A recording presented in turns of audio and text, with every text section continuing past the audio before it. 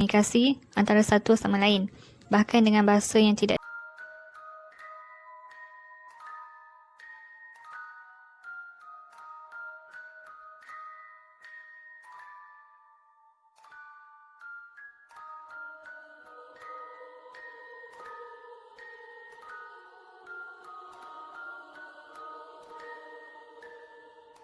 Okey, hai korang, selamat datang ke dalam channel YouTube aku. Untuk video kali ni aku akan cerita kisah tentang The Silent Twin, misteri si kembar yang selalu diam. Pada tanggal 11 April 1963, di rumah sakit lahirlah sepasang kembar identik bernama June dan Jennifer Gibbon dari pasangan yang bernama Gloria dan Aubrey Gibbon. Sebelum ni mereka tinggal di Barbados, Pulau Karibia, hingga akhirnya mereka pindah ke Inggeris pada sekitar tahun 1960-an. Sebagai anak kembar, June dan Jennifer memiliki kebiasaan yang agak aneh. Mereka hanya berkomunikasi satu sama lain, tidak pernah mahu berkomunikasi dengan orang lain, termasuk kedua-dua orang tuanya. Kebiasaan tersebut terlihat sejak mereka masih kecil, tetapi kerana dianggap masih kanak-kanak, maka kedua-dua orang tuanya tidak begitu khawatir. Tetapi ternyata keanehan tersebut berlanjutan sehingga mereka dewasa dan dikenali orang dengan sebutan The Silent Twin. Saat masih sekolah, June dan Jennifer sering dibuli oleh teman-temannya kerana mereka terlahir berkulit hitam. Ditambah lagi dengan kebiasaan mereka yang tidak pernah mahu berkomunikasi dengan orang lain. Mereka berdua hanya berkomunikasi antara satu sama lain, bahkan dengan bahasa yang tidak dimengerti oleh sesiapa pun. Beberapa orang pernah mendengar June dan Jennifer berkomunikasi, menduga bahawa bahasa yang mereka gunakan adalah bahasa Bajan, iaitu bahasa Inggeris bercampur dengan logat Afrika yang dipakai oleh penduduk di Pulau Karibia, Barbados. Namun anehnya, tidak ada yang mengerti dialek mereka. Bahkan orang tua mereka pun tidak mengerti apa yang sedang mereka bicarakan. Ketika June dan Jennifer menginjak 14 tahun, mereka dibawa ke doktor dan terapi untuk mengobati keanehan perilaku tersebut. Namun segala upaya dikerahkan, tidak menunjukkan hasil sama sekali. Akhirnya salah satu terapi yang mereka temui menyarankan agar June dan Jennifer dipisahkan di suatu asrama. Tapi lagi-lagi usaha tersebut gagal dan mereka berdua tetap membisu. Di tahun 1979, tepatnya saat malam Natal, June dan Jennifer menerima sebuah buku harian sebagai hadiah dari orang tua mereka. Ternyata, buku harian tersebut memberikan impak yang luar biasa untuk mereka. June dan Jennifer menjadi aktif menulis sehingga mengikuti kursus menulis kreatif. Sampai akhirnya mereka mampu menulis cerita-cerita pendek dan drama radio. Dengan kemampuan menulis mereka yang semakin mahir, akhirnya mereka berdua berhasil mengeluarkan novel. Satu persamaan dari keseluruhan cerita, novel maupun drama yang dibuat oleh June dan Jennifer adalah semuanya bertema kekejaman, dan mereka pun menjual novel-novel tersebut. Namun penjualannya tidak begitu laris di pasaran. Padahal cerita-cerita kekejaman yang mereka buat dikenal sangat mendetail, entah daripada mana mereka mendapat inspirasi untuk itu. Setelah itu, keanehan dari June dan Jennifer semakin memuncak.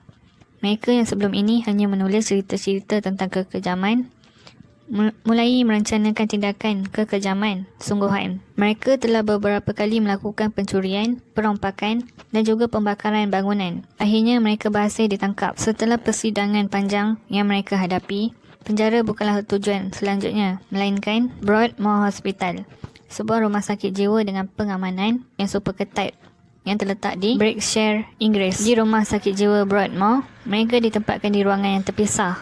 Tapi anehnya, terkadang mereka terlihat seperti memiliki cara untuk berkomunikasi antara satu sama lain. Mereka selalu terlihat makan secara bergantian. Jika hari ini June makan, maka Jennifer tidak akan menyentuh makanannya sama sekali. Begitu juga hari selanjutnya, dan hal itu terus berulang selama mereka di sana. Kisah misteri mereka mungkin tidak pernah diketahui masyarakat luas jika saja tidak ditulis oleh seorang penulis bernama Marjorie Wallace yang bekerja di The Sunday Times.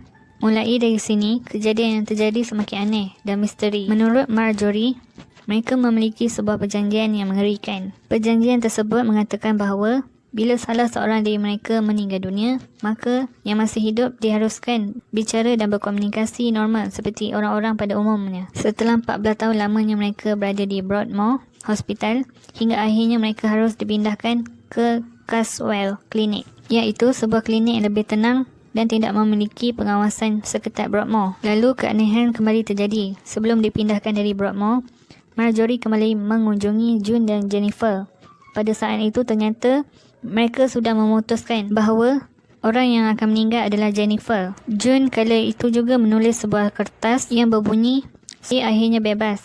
Dibebaskan dan pada akhirnya Jennifer telah menyerahkan hidupnya untukku." Dan benar saja, saat itu di hari kepindahan mereka, June dan Jennifer sedang berada di dalam kereta untuk perjalanan ke Caswell Clinic. Secara tiba-tiba, Jennifer membaringkan tubuhnya ke pangkuan June dan akhirnya meninggal dunia dengan tenang. Misteri lainnya kembali muncul.